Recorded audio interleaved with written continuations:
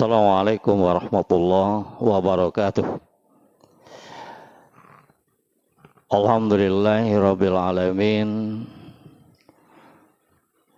Assalatu wassalamu ala asrafil anbiya'i wal mursalin wa ala alihi wa ashabihi ajmain.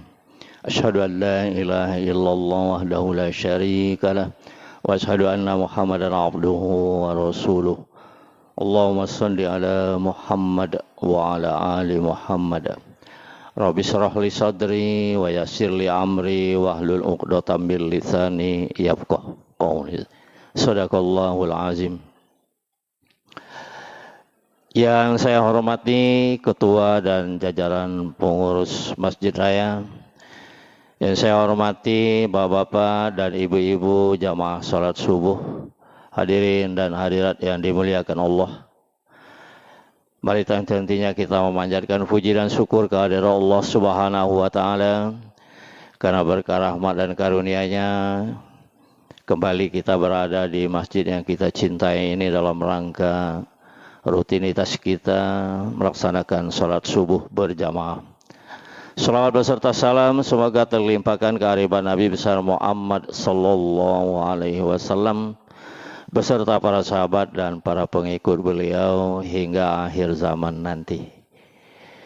Di pagi yang sangat mulia ini, judul yang akan kita sampaikan adalah waktu sholat dan energi alam.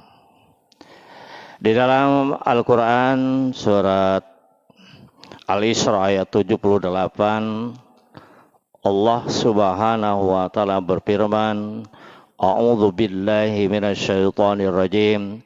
Bismillahirrahmanirrahim. Aqimis shalah liduluki syams ila wasakil lail. Wa qur'anal fajri inna qur'anal fajri kanat mashuda. Yang artinya dirikanlah salat sejak matahari tergelincir sampai gelap malam. Dan dirikan pula sholat subuh. Sesungguhnya sholat subuh itu disaksikan oleh para malaikat. Bapak-bapak dan ibu-ibu jamaah subuh yang dimuliakan Allah, ayat ini menjelaskan kepada kita tentang garis-garis besar waktu sholat yang kita laksanakan. Yang pertama, menurut ayat ini, waktu sholat yang kita kerjakan itu sesudah matahari tergelincir. Aqimis sholah liduluki syams. Kerjakan sholat sudah matahari tergelincir. Kemudian garis besar yang kedua, waktu sholat itu di waktu gelap, masuk waktu malam, maka kerjakanlah sholat. Dan yang ketiga, waktu fajar, subuh. Penjelasan dari ayat ini dijelaskan oleh hadis Rasulullah SAW, riwayat Muslim, bahwa yang dimaksud dengan sesudah matahari tergelincir itu ada dua waktu sholat yang kita laksanakan, yaitu waktu sholat zuhur dan waktu sholat asar. Kemudian masuk waktu malam, kita kerjakan sholat wajib kita, sholat maghrib dan sholat isya. Setelah itu masuk waktu fajar, seperti yang kita lakukan setiap subuh, termasuk pada pagi hari ini, yaitu kita melaksanakan sholat subuh. Dari rangkaian-rangkaian tersebut, jumlah waktu yang harus kita kerjakan dalam sehari semalam dalam rangka ibadah wajib sholat kita, kewajiban sholat kita, zuhur 4 rakaat, asar 4 rakaat, maghrib 3 rakaat, isya 4 rakaat, dan subuh 2 rakaat. Berjumlah 17 rakaat. Inilah waktu wajib kita sholat, dan tentunya kita sudah menjalankannya. Hanya saja kita mengingat-ingat kembali, dan pada pagi hari ini kita khususkan menghubungkan waktu sholat itu dengan energi alam. Bapak-bapak dan ibu-ibu sekalian, mungkin kita bertanya, kenapa sholat itu harus 5 waktu? 5 kali kita kerjakan sehari semalam. Kenapa tidak lebih? Kenapa tidak kurang? Kenapa harus 5 waktu itu? Di samping kita sudah mengetahui bahwa perintah sholat itu adalah hasil daripada Isra dan Mi'raj Nabi besar Muhammad Sallallahu Alaihi Wasallam, bahwa hasil finalnya adalah 5 waktu itu. Ternyata ada satu rahasia tersendiri di balik wajiban 5 waktu mengerjakan sholat itu, hubungannya dengan energi alam yang kita nikmati, yang kita hirup, yang kita katakanlah dari alam yang kita nikmati itu tanpa kita sadari bahwa alam-alam terutama pada waktu-waktu sholat itu mempunyai energi positif terhadap kehidupan kita. Nah, oleh karena itu, Bapak-bapak dan ibu-ibu sekalian, kalau kita perinci waktu-waktu sholat itu hubungannya dengan energi alam, maka menurut penelitian bahwa setiap waktu sholat itu mempunyai warna-warna alam tersendiri. Yang dari warna-warnanya inilah mempunyai pengaruh energi terhadap kita yang melaksanakan ibadah sholat itu. Kita mulai waktu subuh. Waktu subuh, alam pada waktu subuh ini berada dalam spektrum warna biru muda. Warna biru muda ini bersesuaian dengan frekuensi tiroid atau kelenjar gondok. Jadi dalam ilmu fisiolog, tiroid itu memiliki pengaruh terhadap sistem metabolisme tubuh manusia. Yang oleh karena itu, mereka yang masih tertidur pada waktu subuh, maka tiroidnya tidak bisa menyerap warna biru muda itu. Yang warna alam biru muda itu berkaitan dengan masalah rezeki. Jadi orang yang masih tertidur waktu subuh, maka rezekinya akan berkurang. Menurut penelitian para ilmuwan, dihubungkan warna alam pada waktu itu dengan metabolisme yang ada di dalam diri kita, yang kita lihat bahwa metabolisme atau tiroid kelenjar gondok itu menyerap warna biru muda pada waktu subuh, dan ketika kita sudah terbangun pada waktu subuh itu datang, maka dia akan membawa pengaruh positif kepada kita, kreativitas kita, semangat kita menggebu-gebu setelah kita mendapatkan metabolisme yang pengaruh daripada warna biru muda pada waktu subuh itu.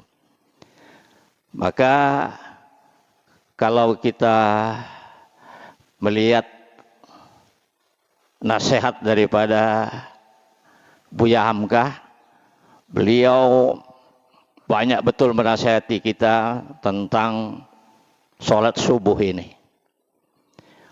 Saya pernah mencatat paling tidak ada 14, ada 15 nasihat Buya Hamka mengenai sholat subuh ini.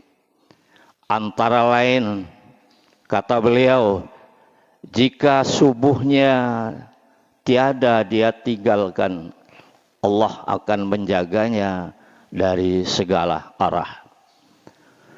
Jika subuhnya dimulai dengan sholat sunat, pasti seluruh dunia dan isinya dia dapatkan. Kemudian ada lagi nasihat beliau, saya ambil dua-dua saja. Jika subuhnya hari sudah siang, maka tanda rezekinya sudah hilang. Jika waktu subuhnya masih mendengkur, tanda setan memeluknya dalam tidur. Itu nasihat Buya Hamka kepada kita, khusus dalam masalah subuh, sholat subuh. Nah, oleh karena itu, Bapak-bapak dan Ibu-ibu sekalian, maka rahasia yang demikian ini perlu kita sampaikan dalam arti kata bahwa rutinitas yang kita laksanakan itu bukan hanya sekedar rutin-rutin saja, tetapi mempunyai makna yang cukup dalam. Itu yang pertama, waktu subuh. Waktu zuhur. Waktu zuhur, pada waktu zuhur ini alam berada dalam spektrum warna kuning. Keberadaan alam di waktu zuhur ini erat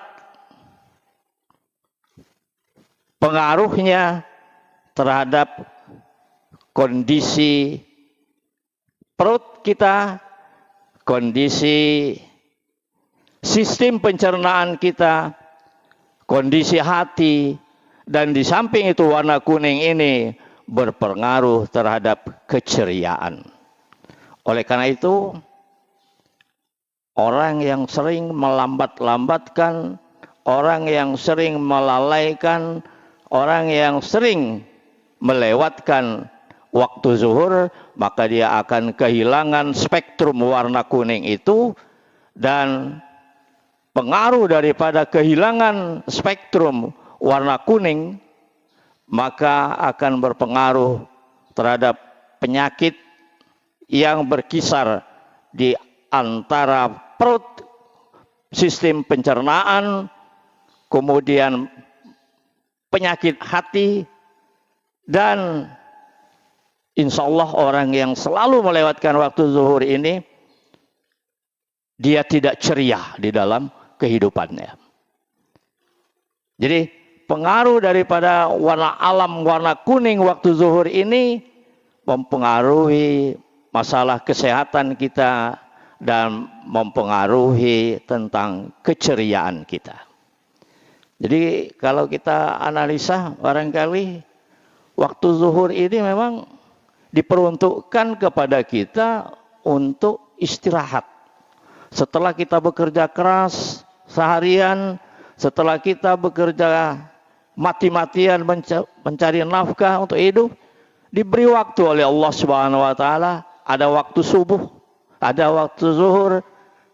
Yang waktu zuhur ini diperuntukkan oleh Allah Subhanahu wa taala agar kita menikmati istirahat siang setelah kita bekerja keras di siang hari itu. Pada waktu itulah kita makan siang, kita menyantap makanan yang sudah disediakan dan itu adalah untuk energi kita.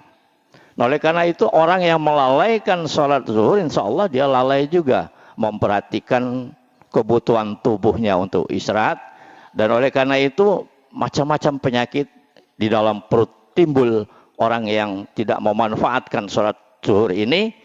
Dan ketika dia lapar, ketika tidak dipenuhi kebutuhan-kebutuhan jasmani dalam bentuk makan dan minum itu, wajar saja kalau dia tidak ceria. Berikutnya Bapak-bapak dan Ibu-ibu sekalian, waktu asar. Alam di waktu asar ini berada dalam spektrum warna orange. Warna ini berpengaruh terhadap kalau laki-laki masalah prostat, dan kalau ibu-ibu terhadap reproduksi. Jadi ketika waktu asar ini alam berwarna dalam spektrum warna orange, warna ini mempengaruhi terhadap prostat yang ada di dalam diri kita yang laki-laki. Kemudian bagi ibu-ibu masalah reproduksi. Jadi insya Allah orang-orang yang sering meninggalkan sholat asar, inilah yang banyak kena penyakit prostat itu. Karena masalah prostat ini sering dialami dan tanpa kita sadari ada pengaruhnya dengan waktu sholat, yaitu waktu sholat asar yang kita kerjakan. Orang yang sering meninggalkan sholat asar atau melalaikan, mengakhir-akhirkan waktu sholat asar ini, maka sering berpengaruh terhadap dua hal itu tadi, prostat dan reproduksi. Yang keempat, waktu maghrib. Alam berada dalam spektrum warna merah.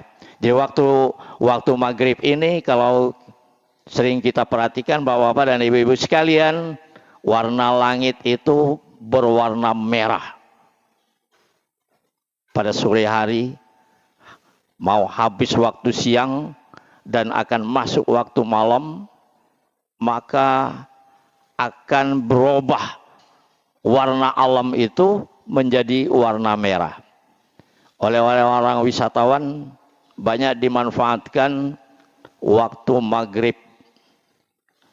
Masuk waktu maghrib ini dengan menikmati tenggelamnya matahari, yang pada waktu itu matahari berwarna merah. Rupanya waktu merah ini, Bapak-bapak dan Ibu-ibu sekalian, juga pada waktu maghrib, langit berwarna merah itu, pada saat itulah jin dan setan serta iblis berkeliaran, dan mereka karena pengaruh warna merah, resonansi warna merah itu, jin dan iblis sangat bertenaga pada waktu itu. Nah, oleh karena itulah kalau kita sering mendengar bahwa orang-orang tua kita sering menasihati kita dulu. Jadi kalau waktu maghrib anak-anak itu janganlah berkeliaran di luar rumah. Cucung-cucung kita jangan berkeliaran di luar rumah.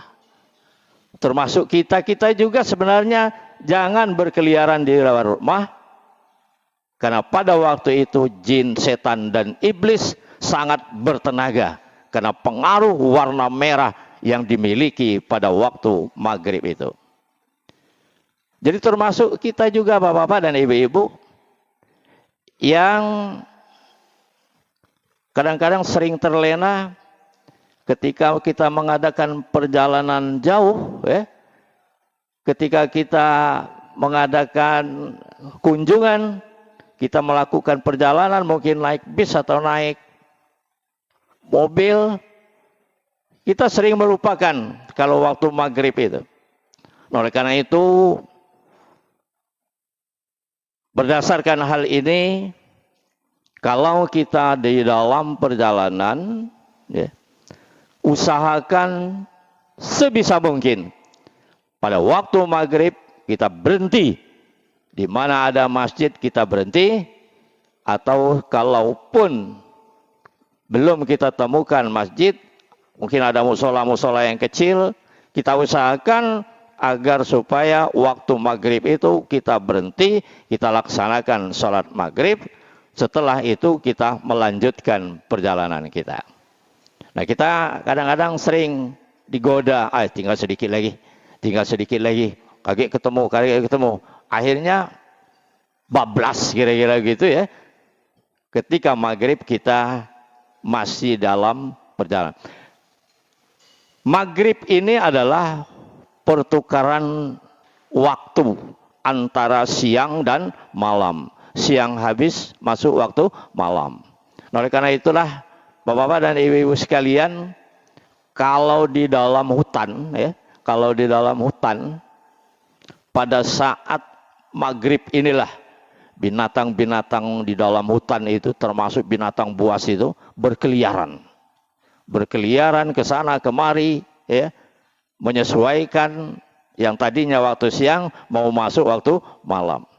Maka ketika waktu maghrib itu kita berada di luar rumah, masih berada di dalam hutan, kalau bapak-bapak petani, maka pada saat itulah akan banyak menemukan hal-hal yang tidak diinginkan.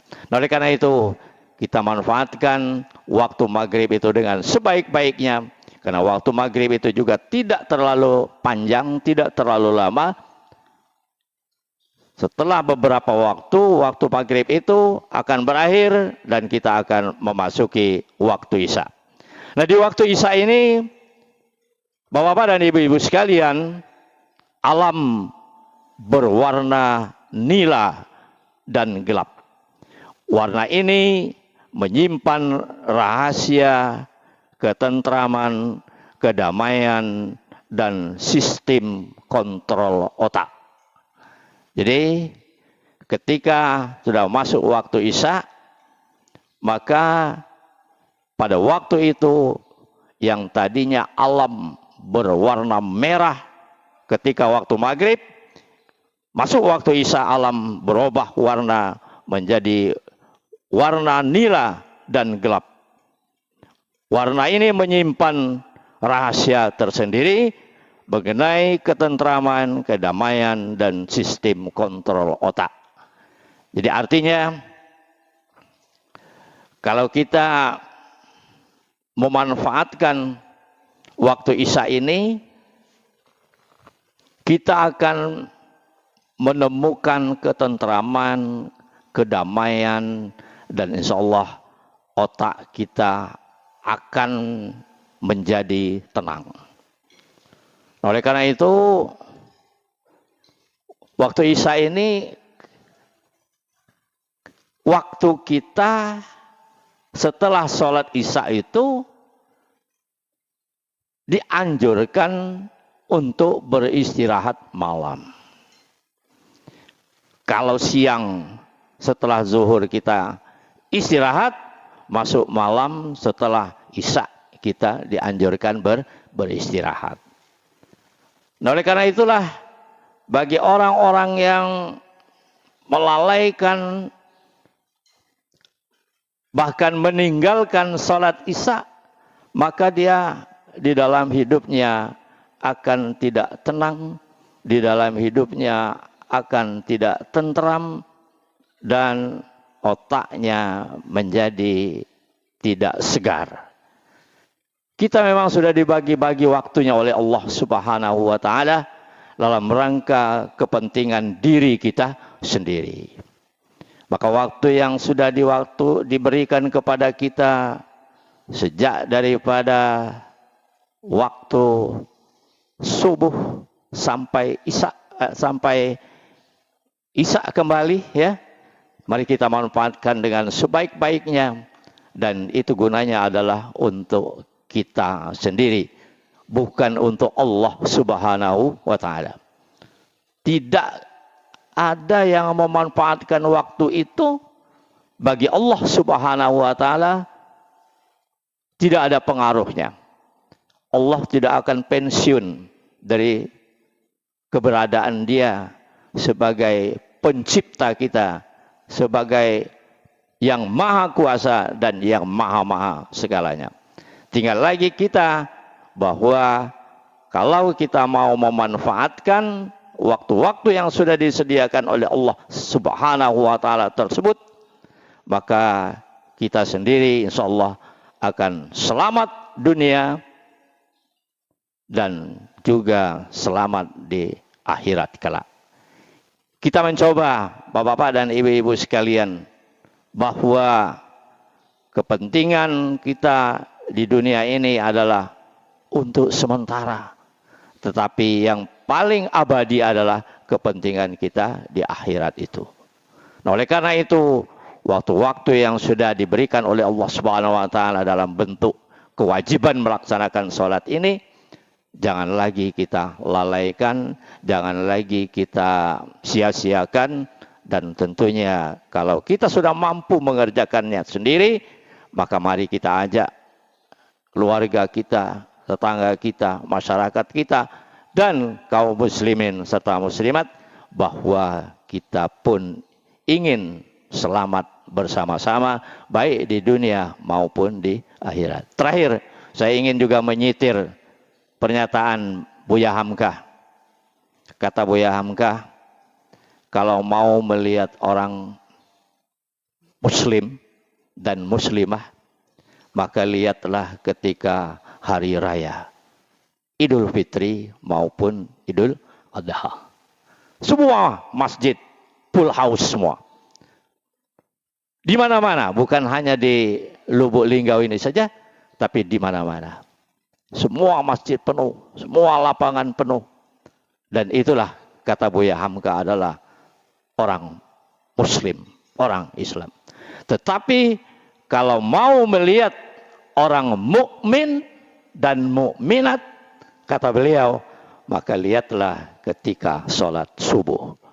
Ketika sholat subuh, kita melihat di masjid-masjid, di musola-musola, di langgar-langgar, itulah orang mukmin.